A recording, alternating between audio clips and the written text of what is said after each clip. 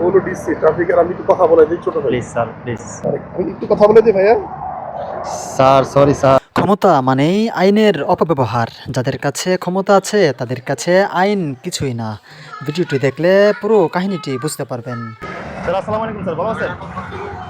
90 করতে ছিল। 90 পর্যন্ত ছিল আপনি বলছেন, 90 ঠিক কম আছে আছে। ঠিক আছে, 90 তো কম ছিল না, জি। 94 ছিল আপনার স্পিড।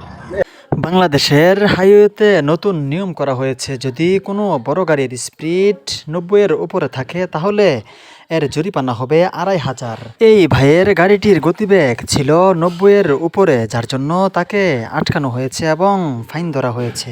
কিন্তু বড় ভাই একটু পাওয়ার ক্ষমতা সম্পন্ন ব্যক্তি, সম্ভবত এজন্য তিনি পুলিশের সাথে তর্কাতর্কি শুরু করেছেন এবং এডিসিকে ফোন দেওয়ার হুমকি দেন। একটু কথা বলে দিই ভাইয়া। Sir, sorry sir. হ্যাঁ এমন আইন, এমন প্রশাসন প্রত্যাশা করে এদেশের সাধারণ মানুষ। আইন যদি এমন হয় তাহলে সকলকেই মানতে বাধ্য। ওভার স্পিডে মামলা স্যার, প্রথম ক্ষেত্রে আসে 2500 টাকা। আচ্ছা